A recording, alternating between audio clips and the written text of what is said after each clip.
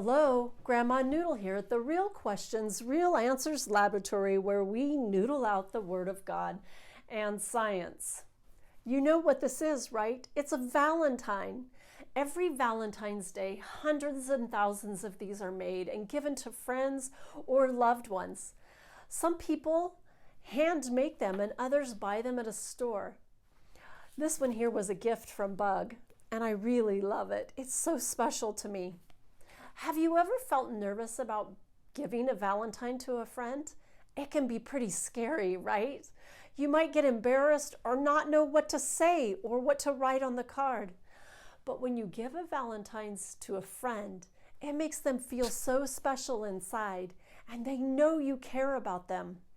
What if you told someone that they were special, or that you cared about them every day and not just on Valentine's Day?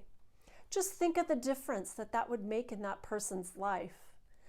I know that telling someone you love them or showing that you care can be a hard thing to do. We're afraid of rejection or embarrassment, but God calls us to love one another. Have you ever heard the command to love your neighbor as yourself? Well, your neighbor isn't just the person who lives next door. Your neighbor can be anyone. It can be the bus driver, or your school teacher, or maybe a friend that you play with at school. It could be the kid next door. But if you love them every day, guess what? You're obeying God's command. Now, I know you give Valentines to people that you like, but what if you gave them to the people you didn't like? That doesn't make sense, does it?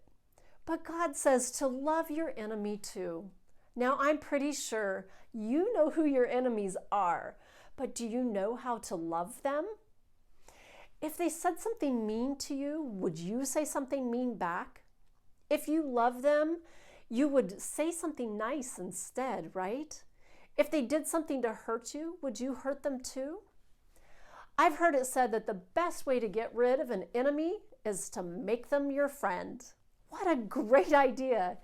God calls us to love our enemies and to pray for them.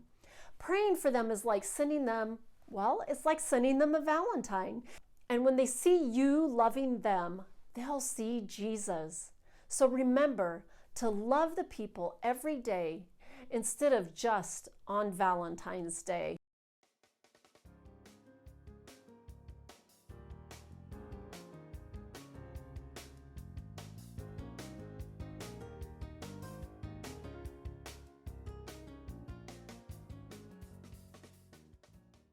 Do you know why the paper hearts bloom? It's pretty simple. As the paper sits in the water, it absorbs more and more of that water. The fibers in the paper start to expand. This makes the folds of the paper flatten out and causes the folded paper heart to open up. But not all paper is the same. Some have different weight of thickness, or the more compact the fibers are affects how that heart opens. The thicker the paper, the longer it takes for that water to absorb into it and for it to open. That's why the cardstock took so much longer than the construction paper.